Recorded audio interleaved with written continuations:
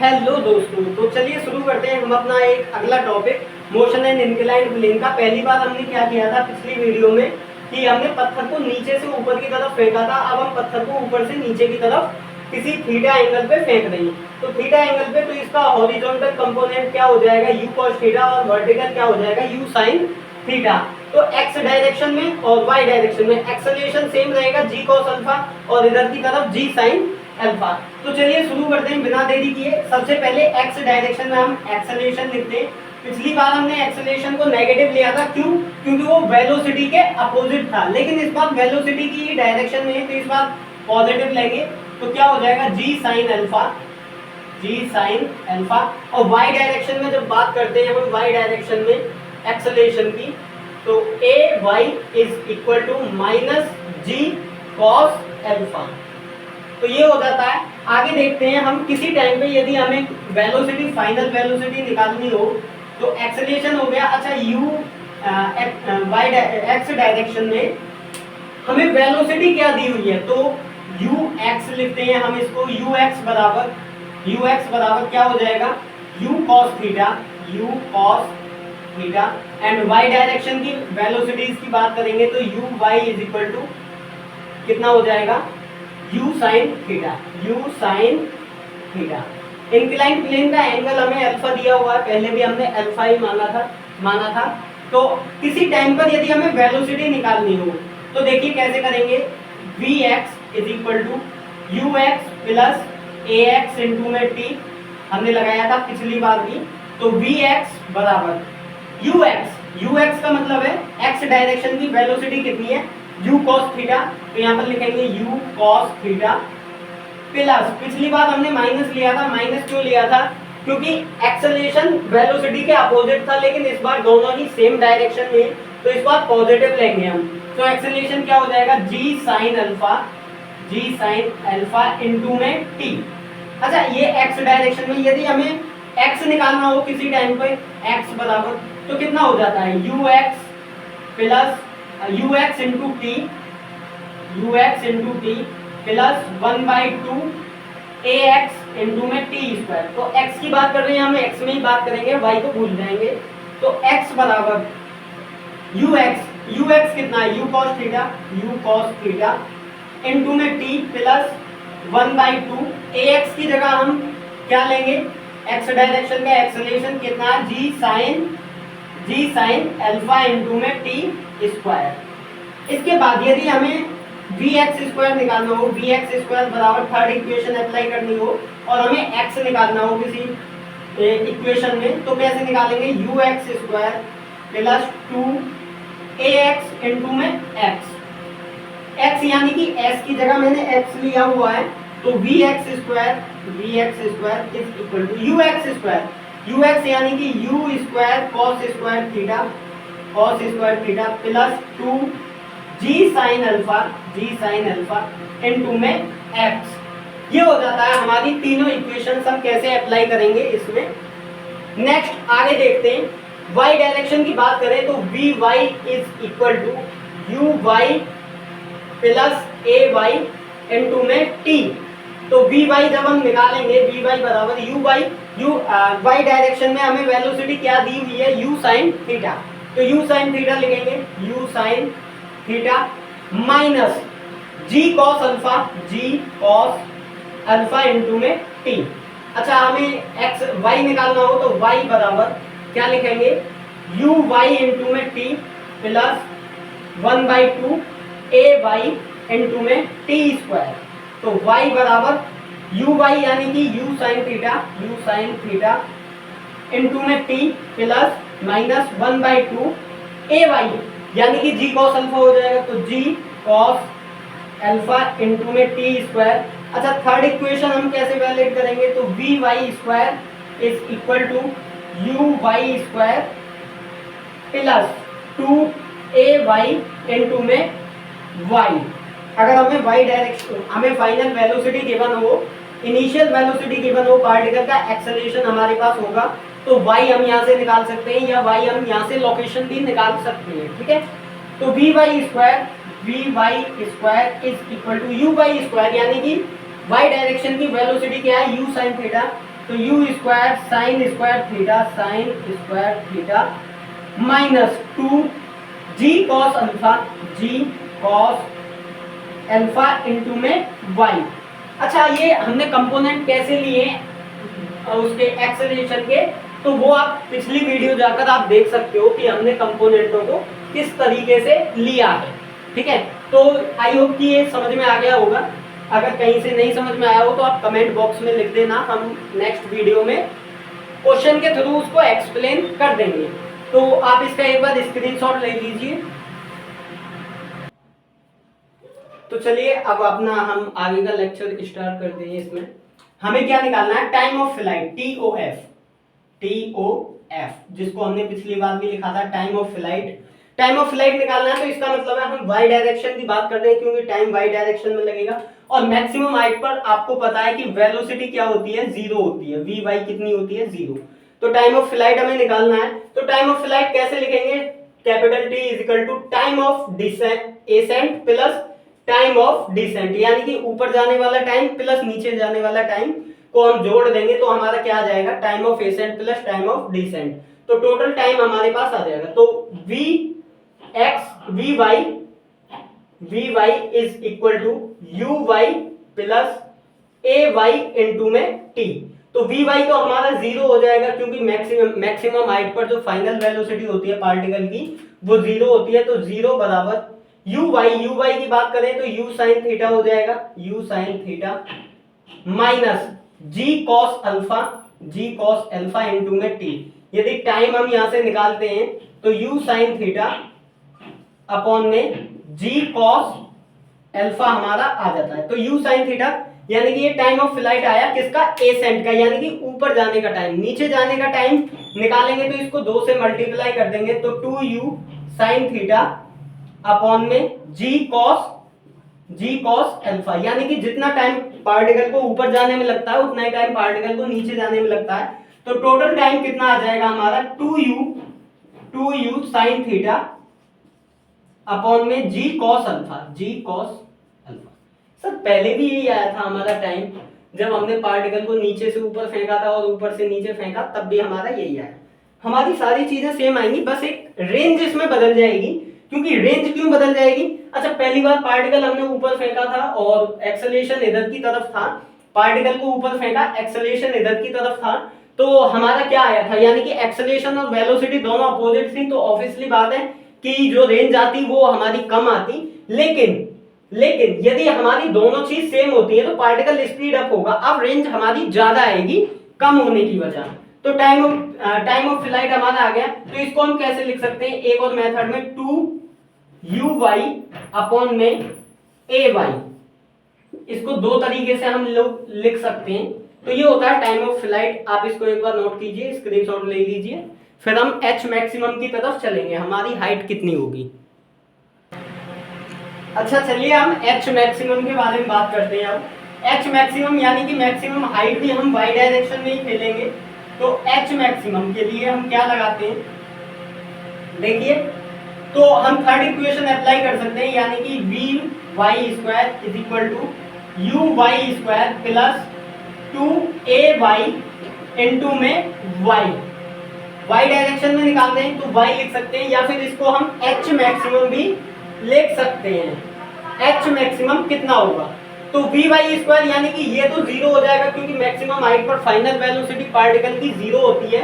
तो कितना हो जाएगा, 0 बराबर u y square, y direction की वेलोसिटी यानी कि u square sine square theta minus 2 into y direction में एक्सेलरेशन कितना है, तो जी कॉस अल्फा इंटू में h मैक्सिमम।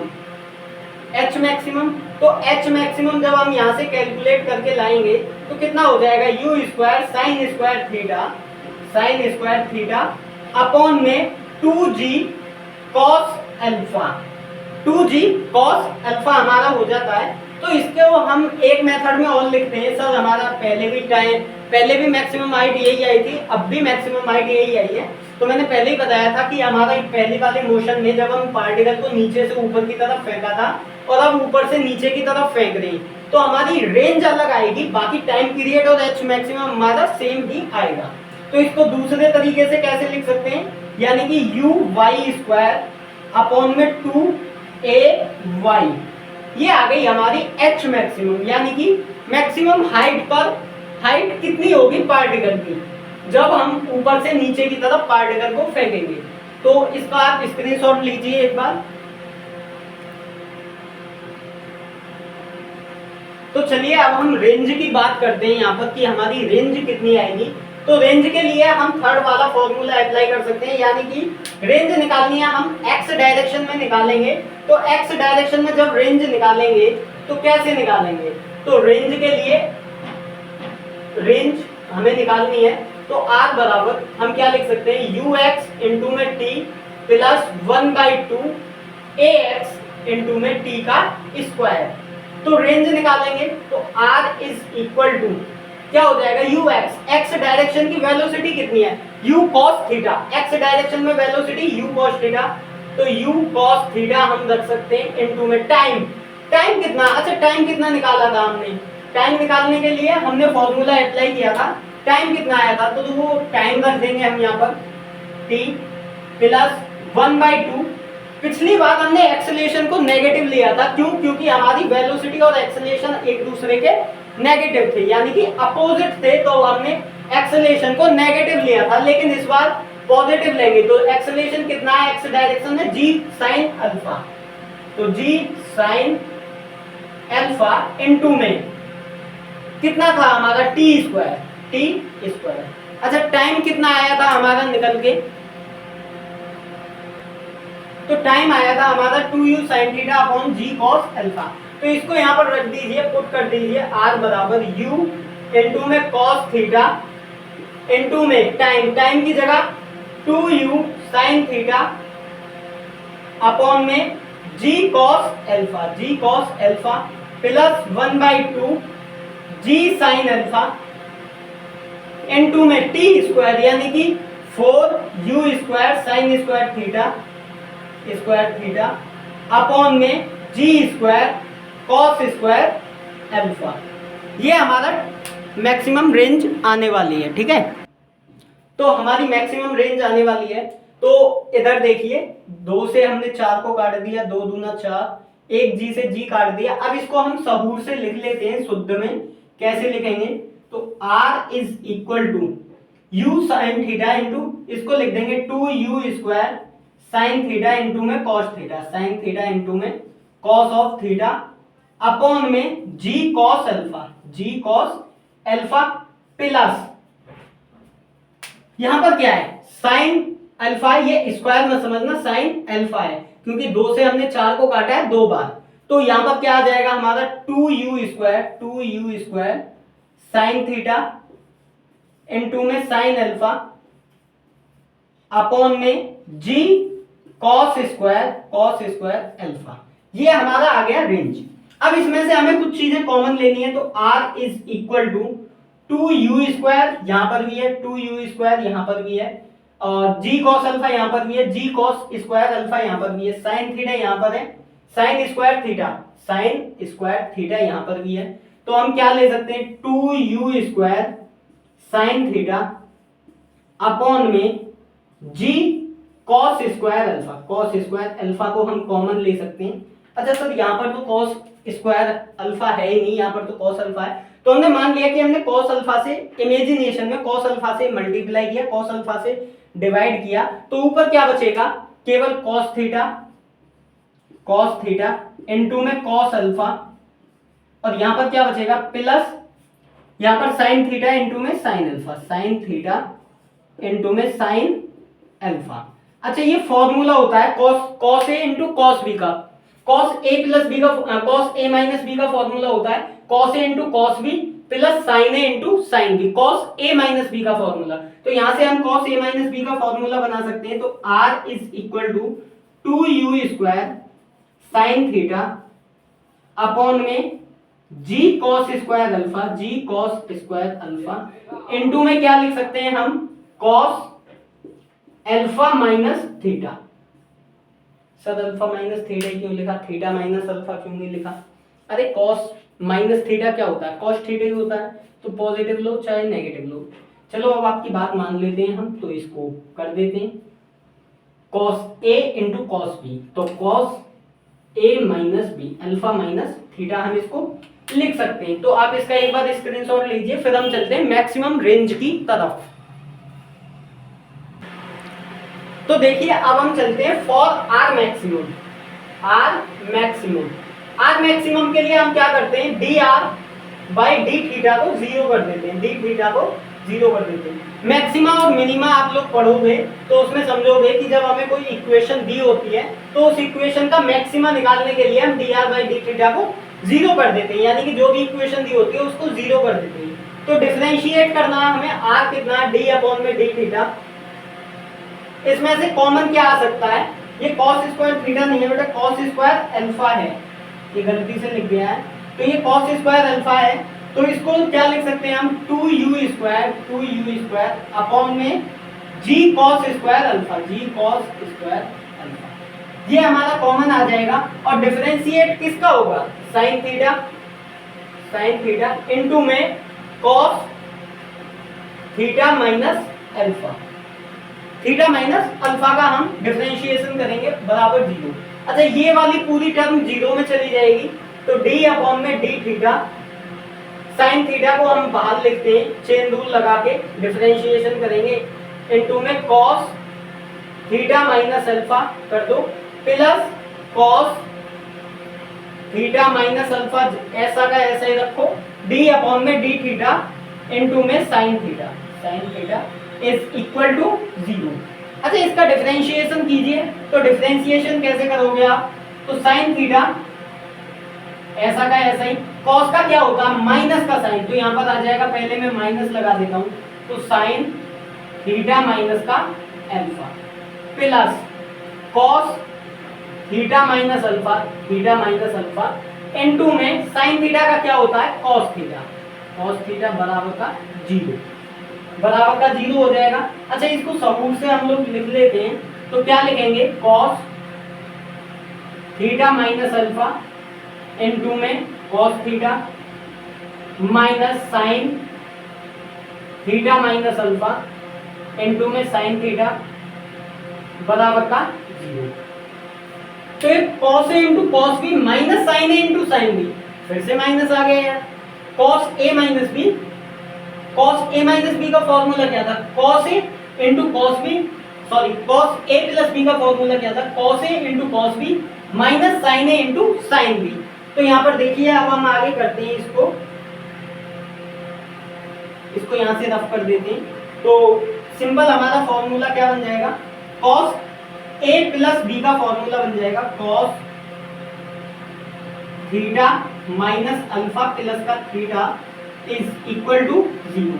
जीरो cos में कितने की वैल्यू होती है, cos 90 की होती है, तो इसको बराबर करके मैं cos पाई बाई 2 लिख देता हूँ, cos पाई बाई 2 अपॉन, अब cos से cos तो कैंसिल हो जाएगा, ये कितना हो जाएगा, 2 theta minus alpha is equal to pi by 2 हो जाएगा। और इसको जब हम आगे करते हैं तो थीटा बराबर pi by 4 plus alpha by 2 हो जाएगा। तो ये हमारी मैक्सिमम रेंज आती है यदि हम किसी भी पार्टिकल को इतने एंगल पर फेंकते हैं, यानी कि थीटा बराबर pi by 4 plus alpha by 2, यानी कि अल्फा बाई 2 जो हमारा इंक्लाइंड प्लेन का एंगल है उसका आधा कर देते हैं, तो हमारा मैक्सिमम रेंज निकल के आ जाती है। तो आई होप कि आपको ये समझ में आ गया होगा। अब एक क्वेश्चन करते हैं, उस क्वेश्चन के थ्रू हम चीजों को समझेंगे। तो आप इसे नोट डाउन कीजिए और मैं इसको रफ करता हूं, फिर स्क्रीनशॉट ले लीजिए आप इसका। अच्छा देखिए हमें क्वेश्चन दिया हुआ है, हमें इंक्लाइंड प्लेन से जो एंगल है वो 45 दिया। अच्छा देखो तो क्वेश्चन आप ध्यान से पढ़ना, क्योंकि कई बार वो इंक्लाइंड प्लेन का एंगल दे देता है और इस एंगल को पूछ लेता है, यानी कि प्रोजेक्टेड एंगल को पूछ लेगा और इंक्लाइंड प्लेन का एंगल आपको दे देगा। तो हमने डाउनवर्ड मोशन डायरेक्शन में एग्जांपल लिया है कि कोई पार्टिकल 100 मीटर पर सेकंड से 37 डिग्री पर फेंक दिया जाता है, तो हमें बताना है कि टाइम ऑफ फ्लाइट कितना होगा, एच मैक्सिमम कितना होगा पार्टिकल का, और रेंज कितनी होगी, रेंज पार्टिकल की कितनी होगी, ये चीजें हमें इसमें बतानी है। तीनों चीज हम पता लगा सकते हैं। देखो 37 का मतलब है कि इधर की तरफ जो पार्टिकल होगा उसके पास हॉरिजॉन्टल डायरेक्शन में वेलोसिटी होगी, तो कितना हो जाएगा 100 इनटू में cos 37 की वैल्यू जो होती है 4/5 होती है, तो ये आ जाएगा आपका 5 से 25 20 बार 20 चौक 80, यानी कि 80 से वो आगे की तरफ भाग रहा है, तो ऊपर की तरफ कितने से भाग रहा है, तो ऊपर यानी कि 100 sin 37 का जो मान होता है वो होता है 3/5। 3/5 तो 5 से काटेंगे तो ये कट जाएगा 20 बार, और ऊपर की तरफ आ गई हमारे पास वेलोसिटी 60। ऊपर की तरफ वेलोसिटी 60 आ गई, इधर की तरफ कितनी आ गई 100। यहाँ पर हमने एक्सेलरेशन माना था, एक्सेलरेशन इधर की तरफ था, कितना था, चलो चीजों को हम लिख लेते हैं। एक्स डायरेक्शन में वेलोसिटी कितनी है हमारे पास, कितनी है 80 मीटर पर सेकंड, 80 मीटर पर सेकंड, और एक्सेलरेशन कितना ax। ax क्या होता था माइनस जी साइन अल्फा, तो g का मान हम 10 लेंगे, -10 into sine alpha. Sine alpha यानी कि साइन 45 डिग्री, साइन 45, तो साइन 45 का मान कितना होता है 1/√2, तो 10/√2 हमारे पास क्या हो जाएगा, एक्सेलरेशन हो जाएगा x डायरेक्शन में। अच्छा y डायरेक्शन की बात करें तो uy कितना हो जाएगा, uy 60 मीटर पर सेकंड, y डायरेक्शन में 60 मीटर पर सेकंड, कॉमा y डायरेक्शन में एक्सेलरेशन क्या होगा -g, यानी कि माइनस का 10 into cos alpha. cos alpha, alpha का मान कितना दिया हुआ है 45 डिग्री है cos अल्फा, तो cos अल्फा का मान कितना आ जाएगा हमारे पास 1/2, तो यानी कि 5 आ जाएगा, माइनस का 5, नीचे की तरफ माइनस का 5, cos 45 सॉरी 1/√2, cos 45 है तो 1/√2 होगा, तो माइनस का 10 अपॉन में √2। तो एक्सेलरेशन दोनों के सेम है, डाउनवर्ड डायरेक्शन में भी और अपवर्ड डायरेक्शन में भी, हॉरिजॉन्टली भी और वर्टिकली भी, यानी कि डाउनवर्ड वर्टिकली क्या हो जाएगा हमारे पास -10/√2, और एक्स डायरेक्शन में 10/√2, -10/√2। तो टाइम ऑफ फ्लाइट हमने फॉर्मूला पढ़ा था t बराबर 2u sin थीटा अपॉन में g cos alpha, g cos alpha. अच्छा g cos अल्फा यानी कि 2uy, यानी कि u x direction u sin theta हमने निकाला था 2u sin थीटा, यानी कि y डायरेक्शन की वेलोसिटी कितनी है, y डायरेक्शन में 60 है, तो 2 × 60 अपॉन में g cos अल्फा यानी कि y डायरेक्शन का एक्सेलरेशन कितना माइनस का 10/√2, माइनस का 10/√2, तो √2 ऊपर चला जाएगा, तो √2 0 से 0 कैंसिल हो जाएगा, तो टाइम ऑफ फ्लाइट कितना आ जाएगा हमारे पास 12√2। 12√2 हमारे पास क्या आ जाएगा time of flight. Time of flight कितना आ गया 12√2। अच्छा ये माइनस नहीं लेंगे क्योंकि माइनस हम फॉर्मूले में नहीं लगाएंगे। क्यों नहीं लगाएंगे, क्योंकि हम माइनस का उपयोग पहले ही कर चुके हैं, उसको पॉजिटिव बना चुके हैं, इसलिए हम माइनस नहीं लगाएंगे। तो 12√2 सेकेंड इसका टाइम पीरियड आ जाएगा सेकेंड। इसके बाद h मैक्सिमम क्या निकाला था हमने भाई uy² अपॉन में 2g cos अल्फा निकाला था हमने, तो कितना हो जाएगा uy² upon 2g cos alpha लगाइए, तो uy² y डायरेक्शन में वेलोसिटी कितनी है 60, तो 60 इंटू 60 बटे में 2 गुणे g cos अल्फा का मान कितना है 10/√2। साइन नहीं लेंगे हम यहाँ पर। साइन क्यों नहीं लेंगे, क्योंकि हम ऑलरेडी फॉर्मूला ड्राइव हमने किया था, डेरिवेशन किया था फॉर्मूले का, तो हमने साइन का उपयोग कर लिया था, तो साइन नहीं लेंगे, तो 10/√2 हो जाएगा यहाँ पर 10/√2। √2 ऊपर चला जाएगा तो 0 से 0 कट जाएगा, 2 3 6 हो जाएंगे, 6 3 18 180 √2 मीटर इसका क्या आ जाएगा मैक्सिमम हाइट। तो h मैक्सिमम कितना आ गया 180 √2 मीटर। आप चाहो तो इक्वेशन लगाकर कैलकुलेट कर सकते हो। अच्छा हमें दूसरी चीज क्या निकालनी थी, r मैक्सिमम, रेंज निकालनी है। रेंज के लिए सिंपल फॉर्मूला अप्लाई कीजिए, रेंज कितनी होगी। अच्छा रेंज निकालना है हमें, तो रेंज कैसे निकालेंगे रेंज कैसे निकालेंगे, उस चीज को जरा हम देखते हैं कि रेंज निकालने के लिए क्या लगा देते हैं हम, यू एक्स डायरेक्शन में निकाल देते हैं, यू एक्स इंटू में टी प्लस 1/2 ए एक्स इंटू में टी का स्क्वायर। अच्छा ये y एक्स डायरेक्शन में है तो एक्सेलरेशन इधर की तरफ होगा, एक्सेलरेशन भी लिख देते हैं जी कॉस अल्फा और इधर हो जाएगा जी साइन अल्फा। अल्फा का मान कितना दिया है, अल्फा का मान 45 डिग्री है और थीटा का मान हमें कितना दिया है 37 डिग्री। इसके बाद देखिए जरा ध्यान से देखना, यू एक्स का मान कितना है, यू एक्स यानी कि एक्स डायरेक्शन की वेलोसिटी कितनी है हमारे पास 80 दी हुई है।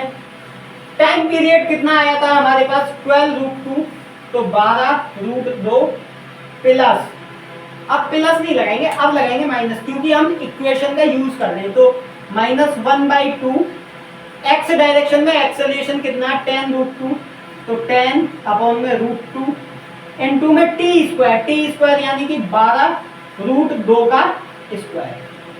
आई होप कि ये चीज आपको समझ में आ गई होगी। तो यहाँ से हमारी रेंज निकल के आ जाएगी, बड़े ही प्यार से आप रेंज इसको निकाल सकते हो और यहाँ पर जो भी आएगा कैलकुलेट करके वही आपका क्या होगा आंसर होगा। तो आप एक बार स्क्रीनशॉट लीजिए, हम तीनों चीजें निकाल चुके हैं।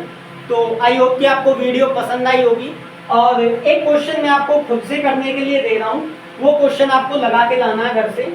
तो आप एक बार इसका स्क्रीनशॉट लीजिए, मैं इसको रफ करता हूँ और आपको क्वेश्चन देता हूँ। तो रफ करते हैं चलो। तो देखिए मैं क्वेश्चन दे रहा हूँ, अभी हमने डाउनवर्ड डायरेक्शन में निकाला था, अब अपवर्ड डायरेक्शन में हम वेलोसिटीज और एक्सेलरेशन निकालेंगे।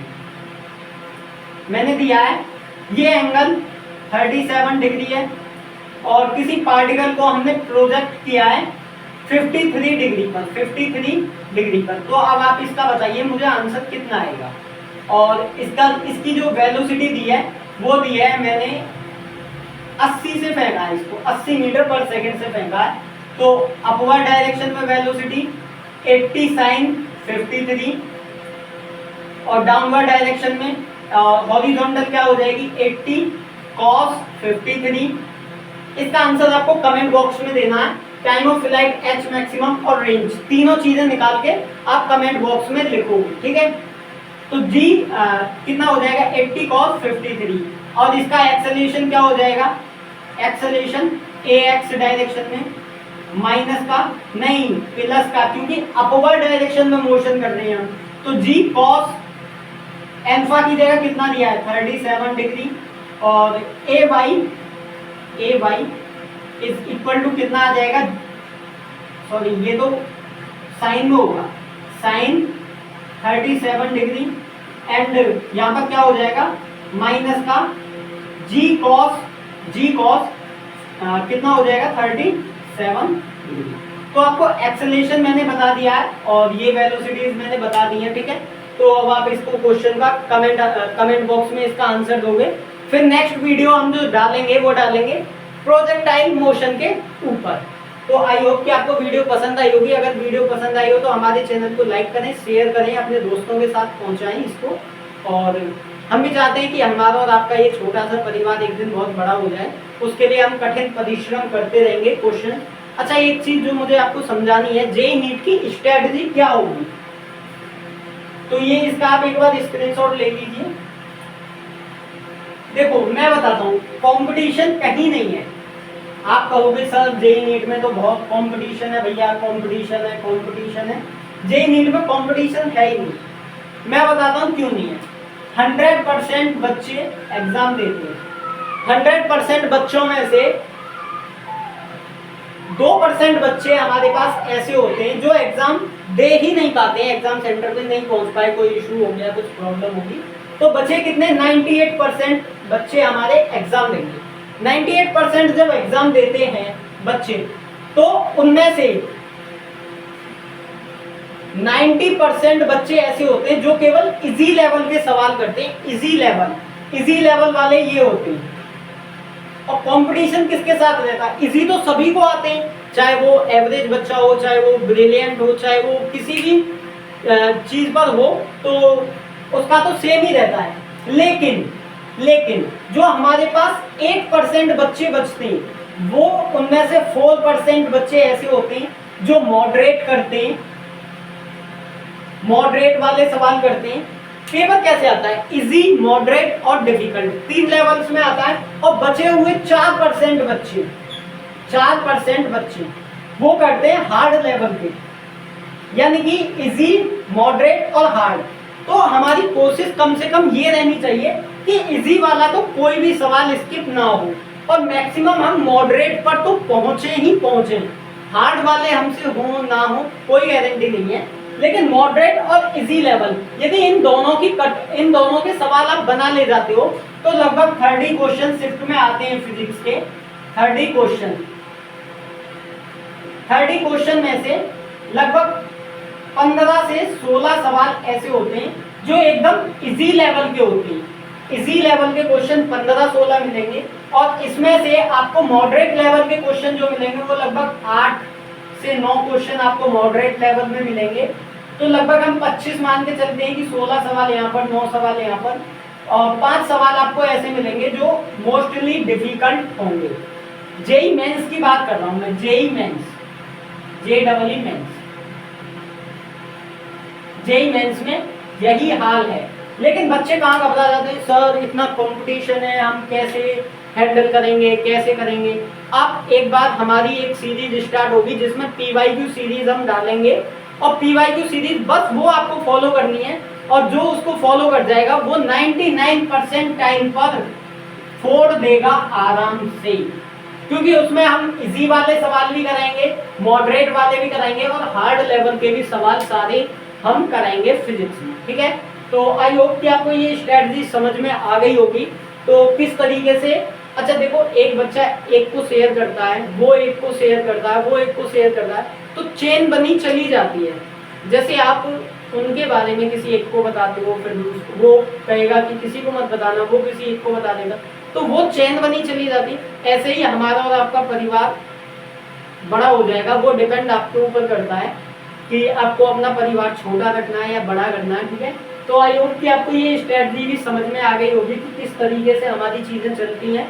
इसके बाद हम जो नेक्स्ट वीडियो लाएंगे वो प्रोजेक्टाइल मोशन पे लाएंगे। Projectile motion horizontal, ground to ground projectile पे हम वीडियोस लाएंगे, और उसमें हम केवल सवाल ही करेंगे, कोई फॉर्मूले का डेरिवेशन नहीं करेंगे। किस तरीके के सवाल, कैसे कैसे सवाल पूछे जाते हैं, और बिना फॉर्मूले याद किए हम कैसे सवालों को आसानी से बना सकते हैं। तो thank you for watching me.